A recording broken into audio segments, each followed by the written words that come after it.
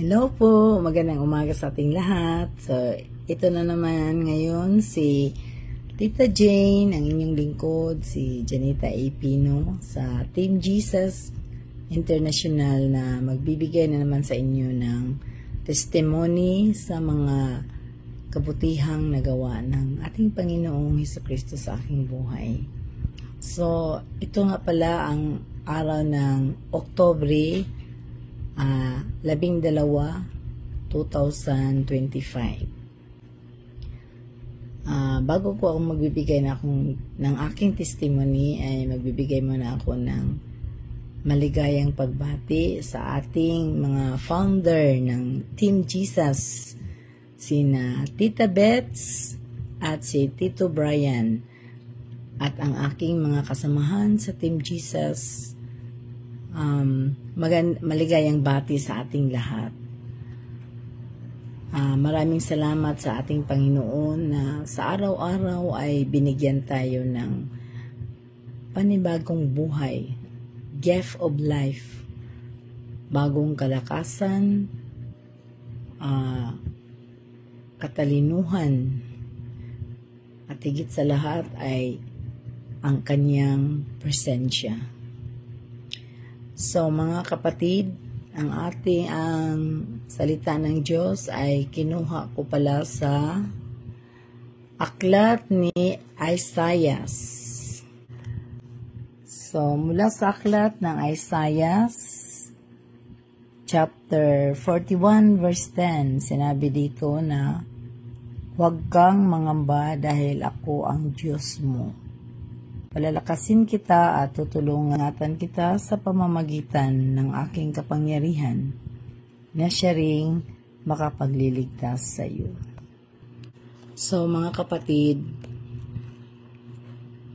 ang salita ng Diyos ay nakapagbibigay sa atin ng kapayapaan. Dahil alam niyo mga kapatid, sa mga nagdaang araw, ako ay nai-stress dahil may mga pagkakataon na tinutulutan ng Panginoon na aking maranasan, pero sa kanyang awa at sa kanyang kahabagan sa akin ay napagtagumpayan ko yun. Lalong-lalo na mga kapatid, yaong bayarin namin sa bahay bawat buwan ay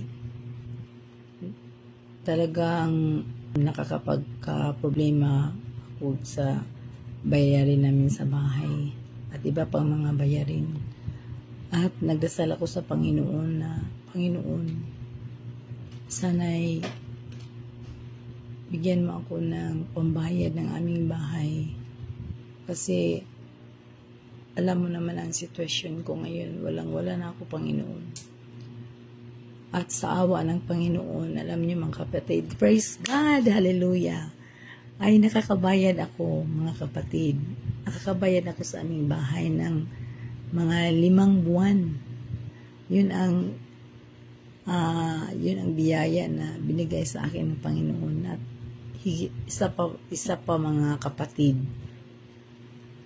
nagdasal ako sa kanya na yung yung ATM card ko na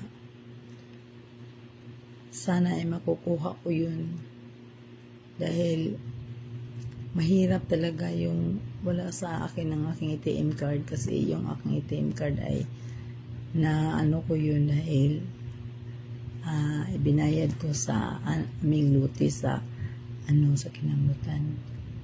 Kaya nagdasal ako sa Panginoon, Panginoon, please, sana makuha ko yung yung ATM card ko ngayong taon na ito sa buwan ng Disyembre. At yun ang mga kapatid, binigay yun sa akin ng Panginoon, yung unexpected blessing. Praise God! Thank you, Lord Jesus.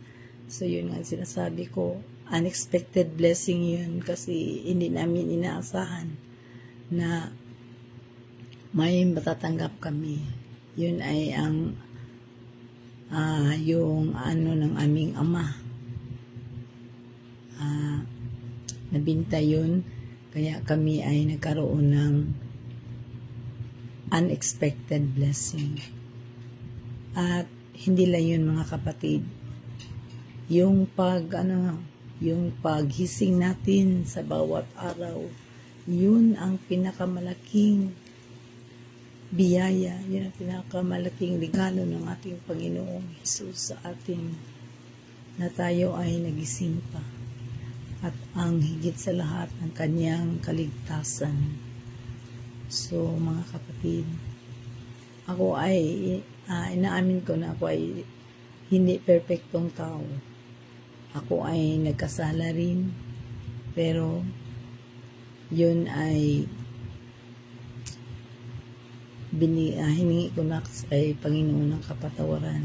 Dahil ako ay tao lang, ako ay magkasala. Pero sinisikap ko talaga mga kapatid na palagi kong mabibigyan ng kapurihan ng ating Panginoong Diyos sa pamamagitan ng kanyang kaisa-isang anak na si Hesus Kristo, si Panginoong Hesus Kristo.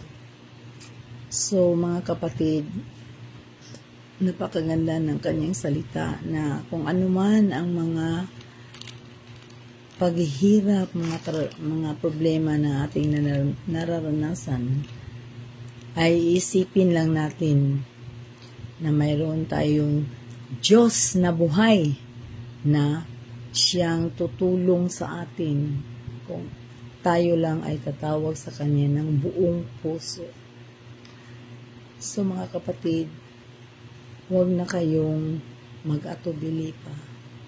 Tanggapin na ninyo si Panginoong Hesukristo sa inyong buhay, sa inyong puso, upang matatanggap naman ninyo ang libreng kaligtasan at madadala kayo sa Panginoon sa kanyang kaharian.